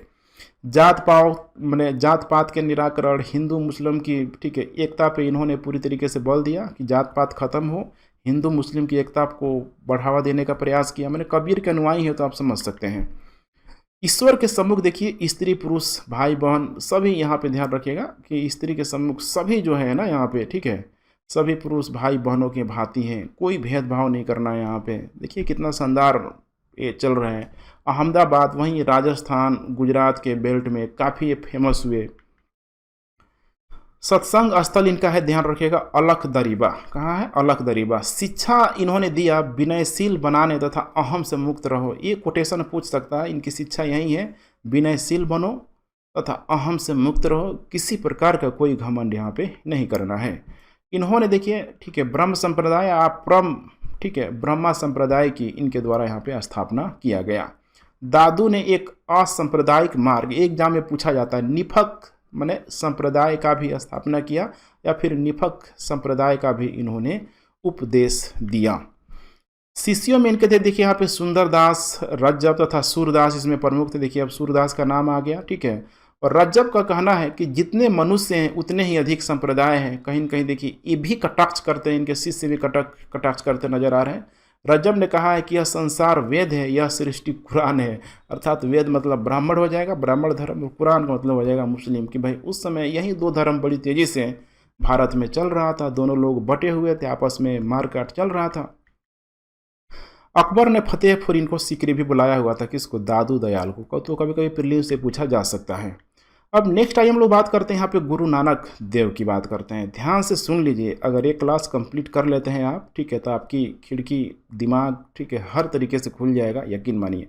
अब यह गुरु नानक देव, अब इनका सोचिए, मैंने बताया था शुरू में कि नाथ, ठीक है, नाथ या प्लस एक तरीके से कहें तो मुस्लिम, माने इस्लाम का इन पर प्रभाव दिखाई देता है। तो नाथ मतलब समझ रहे हैं ना, निर्गुण, ठीक है, निर्गुण, ठीक है। और इस्लाम का मतलब भी यहाँ पे है निर्गुण, निर्गुण ईश्वर पे बल देना। रहस्यवादी, या अर्थात रहस्यवादी समझ रहे हैं ना, मैंने जो बिल्कुल रहस्य है एक आम इंसान और ईश्वर के बीच, चाहे अल्लाह के बीच, गॉड के बीच, वही है रहस्य, ठीक है। तो इसीलिए गुरु नानक वगैरह देव को यहाँ पे रहस्यवादी, ठीक है, संत के रूप में भी इनको जाना जाता है, ठीक है। यही है, देख पा रहे हैं, गुरु नानक देव, ठीक है। जन्म इनका हुआ है, देखिए उसी समय 1469 में, देखिए यहाँ पे तलवंडी में हुआ है, ध्यान रखिएगा। जो आधुनिक जो, ठीक है, ननकाना का जो क्षेत्र है वो आपको मिल जाएगा पाकिस्तान में, देखने के लिए मिल जाएगा, मैंने पंजाब के पाकिस्तान में। एक खन्नी परिवार में हुआ था। मृत्यु जो उनका हुआ इनका करतारपुर में, और ये भी पाकिस्तान में, इसीलिए, ठीक है, भारत के जो सिख जो लोग हैं, खासकर पंजाब वाले, करतारपुर के देखिए एक स्पेशल, ठीक है, कॉरिडोर भी खोला गया, ठीक है। तो याद रखिएगा करतारपुर। एकेश्वरवाद तथा मानव सेवा, देखिए एक ईश्वर और मानव सेवा पे इन्होंने भी पूरी तरीके से बल दिया। जाति पाति, बाह्य आडंबर, ब्राह्मण और मुल्लाओं की श्रेष्ठता का पूरी तरीके से इनके द्वारा विरोध भी किया गया। हर तरीके से देखिए लोग, मैंने कबीर और, देखिए मैंने रखा था कबीर और गुरु नानक को एक कैटेगरी में डाला हुआ था। सोचिए क्यों? कबीर की भांति देखिए ये भी मूर्ति पूजा का विरोध कर रहे हैं। तीर्थ यात्रा तथा धार्मिक आडंबरों के कट्टर विरोधी थे, किंतु कर्म एवं पुनर्जन्म में क्या करते थे? विश्वास करते थे। मार्गदर्शन के रूप में देख पा रहे हैं, इनको लगा कि गुरु की अनिवार्यता बहुत जरूरी है, और इसीलिए आज सिखों में देखेंगे तो 10-10 गुरु चले गए, क्योंकि गुरु जो ही है यहाँ पे, ठीक है, जो एक होता है ना कि अंधकार से प्रकाश की तरफ ले जाने वाला, और कोई नहीं होता है, एक गुरु ही होता है। तो इन्होंने अपने आप को, ठीक है, एक गुरु के रूप में स्टेबलाइज किया, जो इनके बहुत सारे अनुयायी यहाँ पे बनते चले गए। निराकार ईश्वर की इन्होंने कल्पना की अकाल पुरुष के रूप में। यह यही अकाल तख्त, अकाल पुरुष, ठीक है, जो सिखों में ये शब्द काफ़ी प्रचलित है, यही है। कोई रूप रंग, कोई मतलब आकार ही नहीं, अनंत एवं अनादि ईश्वर की इनके द्वारा संज्ञा दिया गया। काव्य जो इनकी जो रचना थी, ध्यान रखिएगा, जो भी इन्होंने काव्य रचना जो किया, मैंने उस समय तो इनके द्वारा रचना जो किया गया, ठीक है, मैंने गाते थे भक्ति कीर्तन के रूप में, रबाब के संगीत के, मैंने होता है ना रबाब, ध्यान रखिएगा, एक वाद्य यंत्र होता है रबाब, ठीक है। तो वो सब चलते रहता है, जैसे आज देखते होंगे, जाते होंगे जो गिरजा घर है वहाँ पे, ठीक है, तो वहाँ पे देखने के लिए मिल जाता होगा आपको भजन कीर्तन करते हुए। सारंगी उनका स्वामी भक्त शिष्य बजाता था, ठीक है, मतलब मर्दाना नाम का ध्यान रखिएगा, पूछा जा सकता है मर्दाना, सारंगी, रबाब, एक होता है ना ताल में ताल मिलेगा तो फिर लोगों में भक्ति का एक गजब उत्साह यहाँ पे पैदा हो जाएगा पूरी तरीके से। कविताओं एवं गीतों की यहाँ पे रचना की गई आदि ग्रंथ के रूप में, ध्यान रखिएगा, इसमें आदि ग्रंथ में आदि ग्रंथ आगे चल के इनके, ठीक है, जो भी आगे वाले गुरु आएंगे उनके द्वारा रचना किया जाएगा। संपूर्ण भारत और दक्षिण में श्रीलंका तथा पश्चिम में मक्का और मदीना का इनके द्वारा भ्रमण किया गया। अकबर की धार्मिक और राजनीतिक नीतियों में कबीर एवं नानक को दो महान संत के रूप में बताया गया है। देखिए, दो महान संत के रूप में, चूँकि इन लोगों ने बिल्कुल ही एक अलग रूप में, ठीक है, मतलब रिलीजन को, जातिवाद जैसी व्यवस्था को मैंने मोड़ने का प्रयास किया गया, ठीक है, धर्म को मोड़ने का प्रयास किया गया। इतना मैंने शानदार आप कह सकते हैं यहाँ पे। नानक अपने व्यक्तित्व में देखिए ऑलराउंडर थे, दार्शनिक हो जाएगा, योगी, गृहस्थ, धर्म सुधारक, समाज सुधारक, कवि, देशभक्त, विश्व बंधु, सभी के गुण ये पूरी तरीके से अपने आप में समेटे हुए थे। अब यह आ जाएगा यहाँ पे चैतन्य महाप्रभु, ठीक है, मैंने बंगाल को अपने धुन में एकदम नचा लेगा, या फिर आप ये कह सकते हैं कि भक्ति परंपरा जो अभी तक जो चल रही थी, अभी तक तो ये चल रहा था, विचारधाराओं में चल रहा था, मंदिरों में चल रहा था, लेकिन चैतन्य महाप्रभु को एक वास्तव रूप में जनता तक, इन्होंने प्रजा तक ले जाने का काम किया।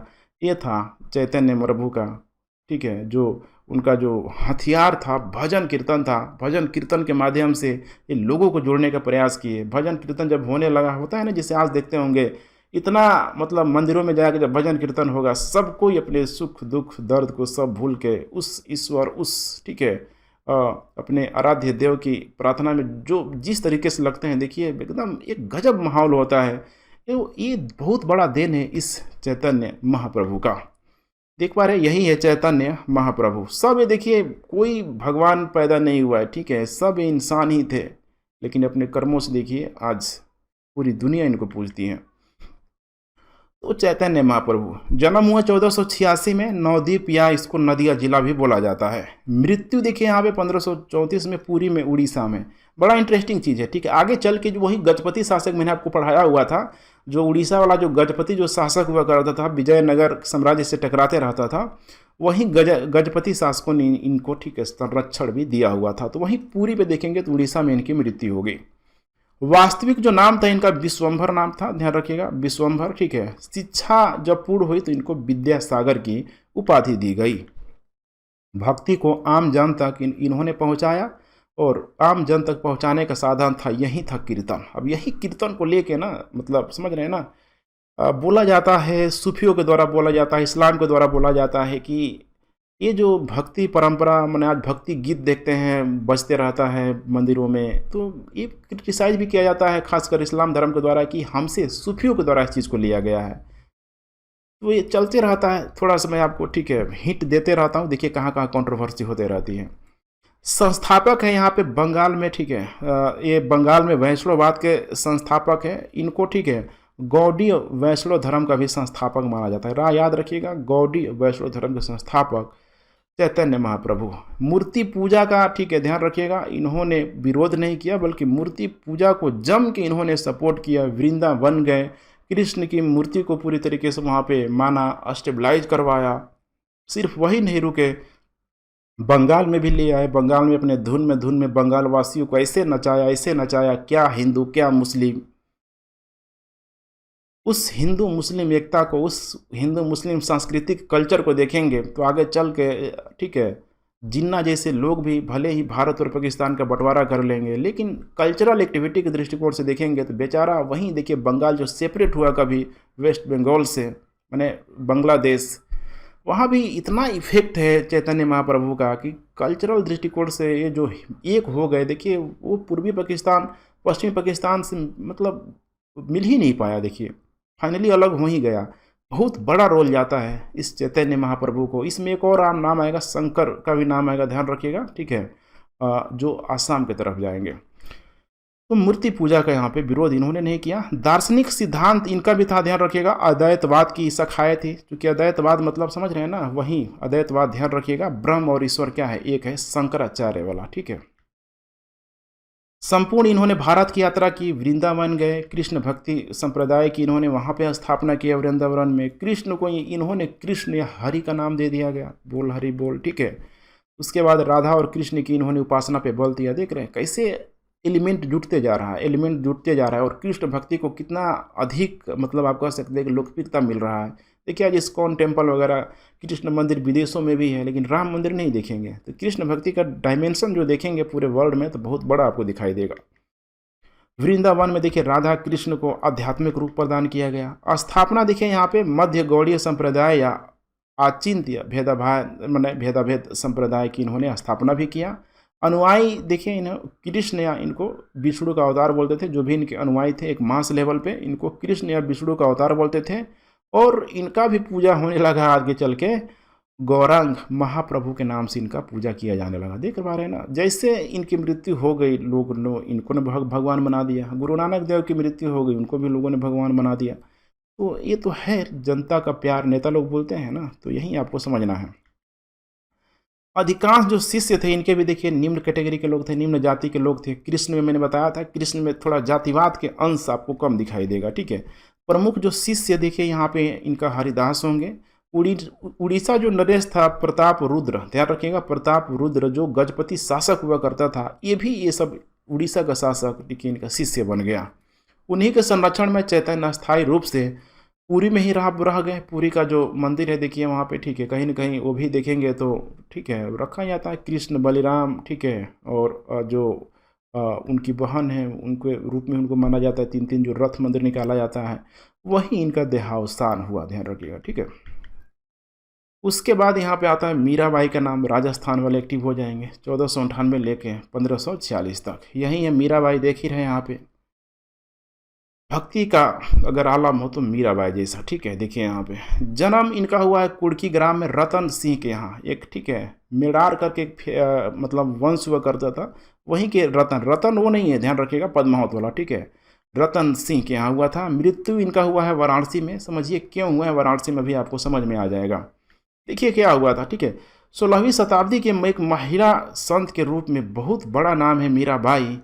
इनका जो विवाह हुआ था देखिए, चूँकि एक ठीक है छतराड़ी वंश से बिलोंग करती थी, तो मेड़ता के राजा रत्न सिंह, जो कि ठीक है ध्यान रखिएगा, मेड़ता के राजा रत्न सिंह जो राठौर था, उनकी इकलौती संतान थी, ठीक है। इनका जो विवाह हुआ था राणा संगा का जो पुत्र था भोजराज के साथ हुआ था। तो विवाह के समय से ही तो इन्होंने तो बचपन से एक तरीके से माना जाता है कृष्ण को ही अपना, ठीक है, मैंने उनको अपना प्रेमी के रूप में कहिए, अपना गुरु के रूप में कहिए, अपना सखी के रूप में कहिए, हर चीज़ को इन्होंने अपना कृष्ण को ही पूरी तरीके से न्यौछावर कर दिया था। तो शादी के बाद भी देखिए बहुत अधिक प्रताड़ना दिया गया था उस राजघराने में।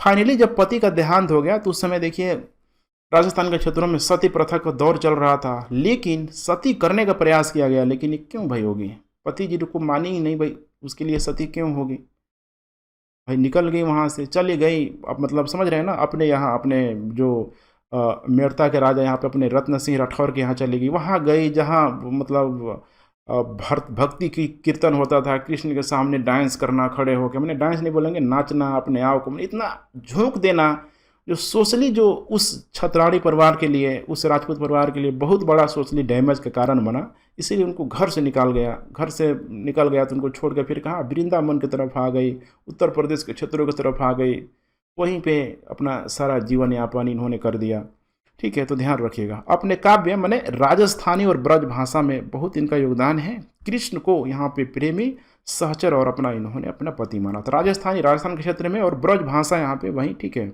जो मथुरावासी कह सकते हैं, ठीक है।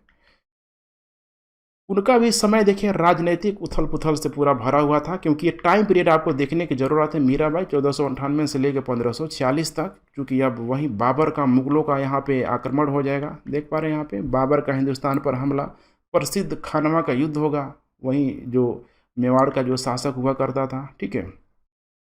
इन सभी परिस्थितियों के बीच मीरा का रहस्यवाद और भक्ति के निर्गुण मिश्रित जो सगुण पद्धति सर्वमान्य बनी, मैंने लोगों में ऐसे छाया कि बताने की ज़रूरत नहीं यहाँ पे। उसके बाद यहाँ पे देखिए नेक्स्ट नाम आ रहा है सूरदास। देखिए सूरदास, ठीक है, अब नयन सुख भी इनको बोला जाता है। हालांकि इतिहासकारों मतभेद है कि जो कृष्ण की उपासना करता है, कृष्ण की भक्ति करता है, सूरदास ने एक अंधा होते हुए भी कृष्ण की रूपरेखा को कैसे इतना अच्छे तरीके से एक्सप्लेन कर दिया। तो इतिहासकार लोग बोलते हैं नहीं, सूरदास अंधा नहीं थे, ठीक है, लेकिन अधिकतर इतिहासकारों को मानना है कि सूरदास, ठीक है, अंधा ही थे। तो खैर ये तो चलते रहता है। जन्म हुआ इनका हुआ है देखिए आगरा में, ठीक है, आगरा मैंने मथुरा, आगरा मथुरा जो मार्ग है वहीं पे एक गांव आता है, रुनकता ग्राम में हुआ है, ठीक है। अकबर एवं जहांगीर के समकालीन है, चूंकि टाइम पीरियड आ गया 16वीं और 17वीं शताब्दी का दौर है। भगवान कृष्ण और राधा के भक्त हो गए। ब्रज भाषा में इन्होंने 3 ग्रंथों को लिखा, जैसे कि सूर सरावली बहुत इंपॉर्टेंट है, सबसे प्रसिद्ध यही है सूर सरावली। उसके बाद सूर सागर एवं साहित्य लहरी की इनके द्वारा रचना की गई। अष्ट छाप के कवि भी इनको कहा जाता है, क्योंकि अष्ट छाप में आपको ध्यान होगा कि वहीं जो वल्लभाचार्य हो गया, वल्लभाचार्य के जो, ठीक है, एक पुत्र थे विट्ठलनाथ जिनको बोला गया, तो 4-4 भक्त हुआ करते थे, मैंने सब पढ़ाया था आपको। तो 4-4 जो, ठीक है, जो होते थे, 4-4 8 हो गया, तो 8 जो बड़े बड़े जो कवि हुए थे उन कवियों में एक थे यहाँ पे सूरदास, तो इसीलिए इनको अष्ट छाप का कवि भी बोला जाता है। सगुण भक्ति के भी उपासक थे। वल्लभाचार्य से ही इन्होंने दीक्षा ग्रहण किया था, और वल्लभाचार्य याद होगा आपको, ठीक है, यही इनके गुरु थे अष्ट छाप के, ठीक है। वल्लभाचार्य से दीक्षा ग्रहण किया था। वैष्णव वल्लभाचार्य जो वैष्णव संप्रदाय से बिलोंग करते थे, जिन्होंने पुष्टि मार्ग की स्थापना की, तो इसीलिए माना जा सकता है कि सूरदास पुष्टि मार्ग के, ठीक है, सदस्य के रूप में मौजूद थे। अब यहाँ पे लास्ट नाम आ रहा है तुलसीदास। देखिए यहाँ पे, ठीक है, अब यही है तुलसीदास, ये वही दौर है। देखिए एक बार जन्म हुआ है इनका 1532 में यहाँ पे राम बोला, ठीक है, अर्थात बांदा जिला में हुआ है, सब उत्तर प्रदेश के क्षेत्रों में हुआ है। मृत्यु हुआ देखिए 1623 में वाराणसी में, ठीक है। गुरु और इनके जो शिक्षक थे नरहरि दास, ध्यान रखिएगा, नरहरि दास। साहित्यिक कार्य इन्होंने जबरदस्त तरीके से किया। साहित्यकार में तो तुलसीदास का भी कोई सानी नहीं है। रामचरितमानस, विनय पत्रिका, दोहावली, कवितावली, हनुमान चालीसा, वैराग्य संदीपनी, जानकी मंगल, पार्वती मंगल, मैंने ये नाम एक एक याद रखिएगा, पूछा जाता है घुमा फिरा के एग्जाम में, ठीक है। तो इन्होंने तो इतना इसमें शानदार काम किया कि इसमें कोई इनका विकल्प नहीं है। लेकिन तुलसीदास ने भी, चूंकि ध्यान रखिएगा, मतलब रामानंद के बाद से जो राम पे सबसे अधिक जो इंटरेस्ट लिया उनका नाम है यहाँ पे तुलसीदास, ठीक है। तो तुलसीदास ने जो रामायण लिखा रामचरितमानस का, ठीक है, आगे चल के वाल्मीकि भी लिखेंगे, ठीक है, लेकिन वाल्मीकि वाली रामायण में वो बात नहीं है जो रामचरितमानस में इन्होंने लिखा है, ठीक है। रामचरितमानस बहुत शानदार है यहाँ पे। लेकिन फाइनली देखिए तुलसीदास रामानंद में एक जातिवाद जैसे तत्वों को थोड़ा बहुत, मैं बार बार बोलता हूँ, देखिए लगाने का प्रयास किया जाता है, ठीक है। उसके बाद आ जाएगा यहाँ पे शंकर देव, यहाँ पे ध्यान रखिएगा शंकर देव, ठीक है, यही है शंकर देव। देखिए यहाँ पे जन्म इनका हुआ है नौगांव जिला असम में हुआ है 1449 के आसपास। मृत्यु हुआ देखिए वेस्ट बंगाल में, तो यही है ना, पश्चिम बंगाल के तरफ देखेंगे तो शंकर देव असम में और चैतन्य महाप्रभु बंगाल में। मैंने गजब का इन लोगों ने जो कृष्ण की जो रास लीला रचा, लोगों को मैंने एकजुट करने में बहुत बड़ा रोल प्ले किया। दर्शन था इनका एक सरल, और खिताब सम्मान के रूप में इनको महापुरुष के रूप में दिया गया है। कथन था कि सभी वस्तुओं को वैसे समझो जैसे वे स्वयं भगवान हो, ब्राह्मण और चंडाल की जाति ना ही पूछो। सोचिए, जातिवाद व्यवस्था पे चोट करना, देख रहे हैं ना, कृष्ण भक्ति में यही आपको एक तत्व, ठीक है, समाहित दिखाई देगा। जातिवाद से, ठीक है, पूरी तरीके से मैंने सेपरेट नहीं रहा, थोड़ा बहुत कंप्रोमाइज़ किया, लेकिन मैंने जगह जगह पे आके छोड़ा नहीं इन लोगों ने। मूर्ति पूजा एवं कर्म कांड के लोग विरोधी थे, कृष्ण मार्ग भी बोला गया, ठीक है, ध्यान रखिएगा।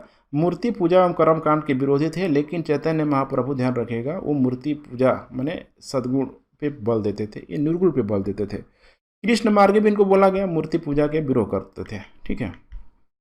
अब यहाँ पे नेक्स्ट नाम है और आज की क्लास का अंतिम नाम है नरसिंह मेहता। नरसिंह मेहता देखिए यही है ना, नरसिंह मेहता। मैंने सर्च मारिए नरसिंह मेहता का तो गूगल में 4-4 5-5 घंटे की भजन मिल जाएगा इनका। सोचिए ये आलम है नरसिंह मेहता का। जन्म हुआ है देखिए इनका जूनागढ़ गुजरात में। गुजराती भक्ति साहित्य के श्रेष्ठतम कवि में से एक हैं। सारे लोग देखिए अपने अपने क्षेत्रीय भाषाओं में सबको यहाँ पे कर रहा है, ये भी कर रहे हैं। नरसिंह मीरा युग भी बोला जाता है क्योंकि ये वही टाइम पीरियड है, ध्यान रखिएगा। ये भारत में देखेंगे यहाँ पे तो ये हो जाएगा राजस्थान, ये हो जाएगा राजस्थान, ये हो जाएगा गुजरात, ठीक है। यही एरिया जो है नरसिंह मीरा का युग बोला जाता है उस समय। दोनों ने ज़बरदस्त, ठीक है, कविताएं लिखी। कृष्ण की भक्ति से अनुप्रेरित पदों का इन्होंने निर्माण किया। गुजराती साहित्य में नरसिंह का लगभग वही स्थान है जो हिंदी में महाकवि सूरदास का है। तो सूरदास इक्वल टू, ध्यान रखिएगा, नरसिंह मेहता गुजरात में। गांधी भी बहुत मानते थे, गांधी बहुत प्रभावित है इस नरसिंह मेहता से, तो देख पा रहे हैं यहाँ पे, ठीक है। अब यहाँ पे थोड़ा मैं अब सारा चीज़ों को पढ़ाने के बाद एक चीज़ मैं आप लोगों को थोड़ा कंपैरेटिव यहाँ पे करवाना चाहता हूँ, ठीक है। यहाँ पे आप थोड़ा देखने का प्रयास कीजिए। शुरू का जो फ्लो चार्ट है मैं आपको थोड़ा वहाँ पे कुछ बताना चाहता हूँ। थोड़ा बहुत खिड़की आप लोगों की ओर खुलनी चाहिए।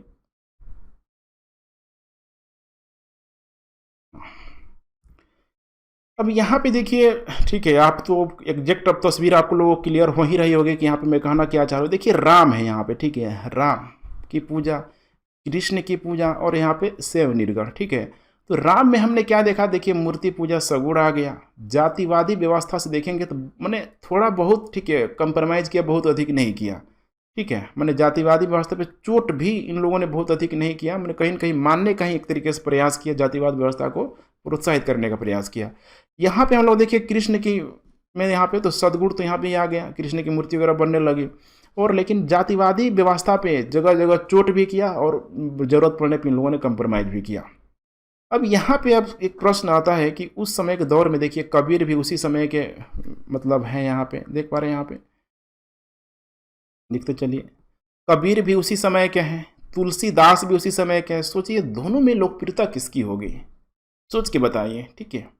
आपको यहाँ पे समझना होगा कि दोनों में अगर हम लोग लोकप्रियता की बात करें तो सबसे जो अधिक उस समय लोकप्रिय हुए तुलसीदास हुए, क्योंकि तुलसीदास ने क्या किया, तो उस समय की परिस्थितियों में देखिए कहीं न कहीं देखेंगे तो जो भी अब ब्राह्मण धर्म की बात अगर हम लोग कर लें, ठीक है, उसको इन्होंने एकजुट करने का प्रयास किया।